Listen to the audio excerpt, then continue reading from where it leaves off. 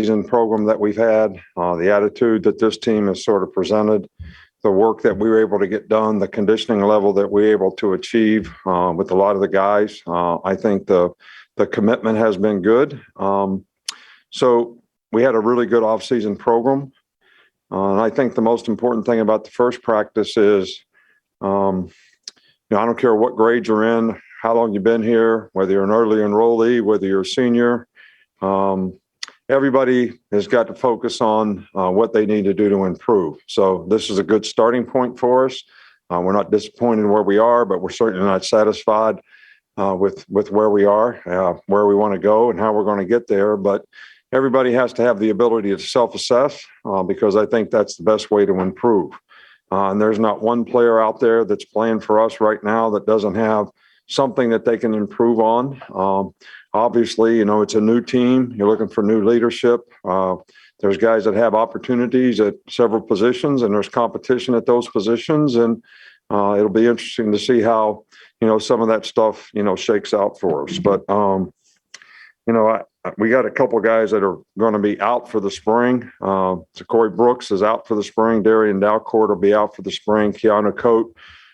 All those guys are out for the spring, whether they had injuries coming out of the season or whatever. All the other players are doing some portion of practice and are making some progress toward being able to practice at some point in time in the spring. And those assessments will be made, as they make progress, throughout the spring. I know you probably asked me about the early enrollees. I'm sure if you got to speak to them, that I'll tell you that there's a lot of anxiety. My first practice as a college player, they're all sort of, going through a different level of a learning curve that they have to go through. And we're pleased to have them here. I think it's going to be good for their development. And I think, some of these guys will be able to contribute to our team. We also have, 3 transfers, all of which I think will, create a role on the team for themselves. They were all impressive out there today. You're talking about older guys who have played in this league or in the ACC, and I think those 3 guys will be very helpful for us. I'm excited about the new coaches that we have. Every one of those guys have made a very positive contribution with their energy, enthusiasm, their knowledge, how they've helped contribute to, solving some of the issues and the problems that we sort of uncovered in self-scout in terms of things that we need to improve on. So we're excited about the staff. We're excited about the new enrollees. We're excited about the transfers. Nobody likes it that you have guys that, can't go out there and practice. But we also have to think about how we're going to get these guys ready to play next season. So all in all, I'm very encouraged by, sort of the effort, energy, attitude that, the players have had, and it's a fun group to coach. Wanted to ask about the analyst hires that you made between Zach Mettenberger and Todd Grantham and Derek Dooley. Well, Todd Grantham and Derek Dooley have worked for me before. I've known Zach Mettenberger for a long time.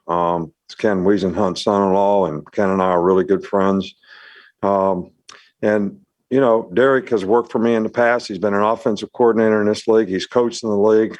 Todd's been a defensive coordinator, in college in this league for a long time. So those guys can, add significant knowledge and experience to help solve some of the issues and problems that we have. And I think, Zach is a very, very good young guy who's very bright and has a bright future. And I'm sure he's going to learn, and he's got great work ethic, and he's been very committed to doing a good job since he's been here.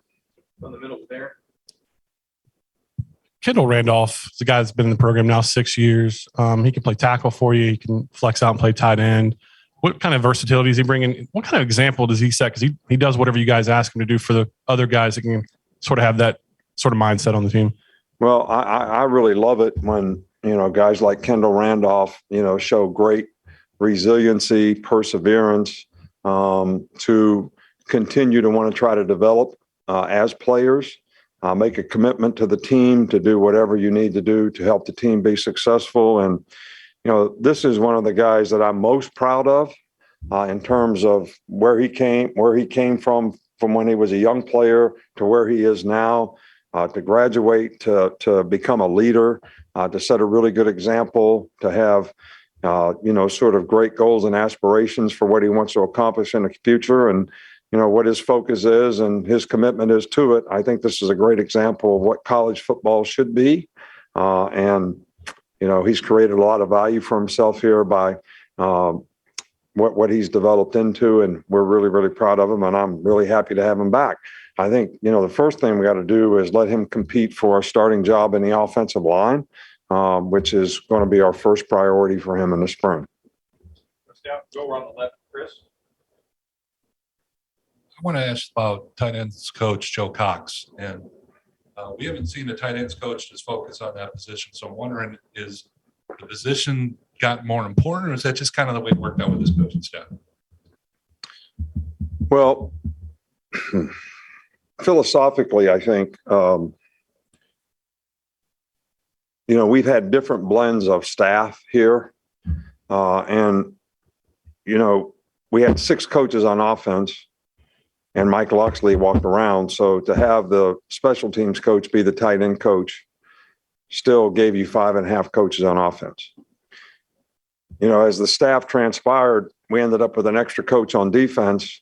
So like last year, we were a little bit imbalanced, and that's the reason for making the changes that we made, to bring a guy in. If we're going to have a special teams coach on defense, let's at least have 5 guys that are focused on every position on offense, and not have what I call 4.5, one guy that's in special teams trying to coach tight ends too. So I think that can be overwhelming sometimes, depending on how, many other guys you have on the offensive staff. So I think it creates more balance for us.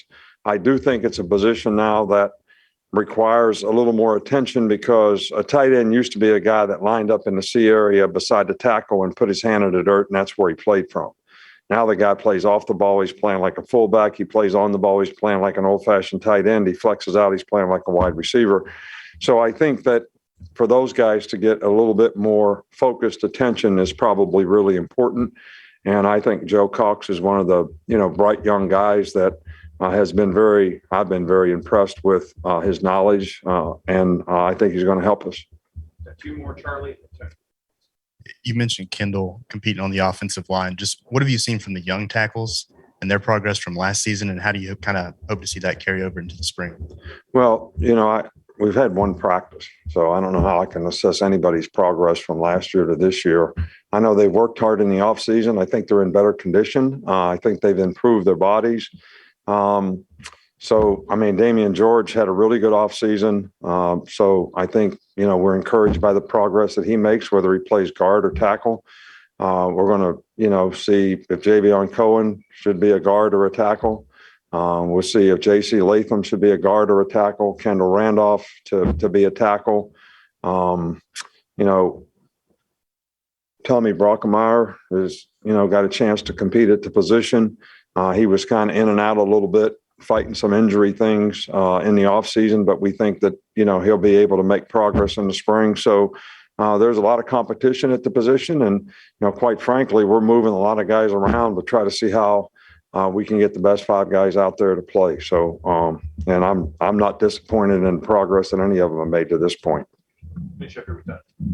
I'll stick on the offensive line. Your last 4 title-winning teams have had a team captain at center. When you're looking to put together the best 5, is that one of the first places you look, is to kind of establish that center position and kind of move out? Or Well, I think center position is always important, but we have 2 guys that started significant games last year that are both centers. So Darian Dalcourt played really well last year, and so did Seth when he got the opportunity to play. So, Darian's going to be out in the spring, but when he comes back, Seth's a good leader. He's a tough guy.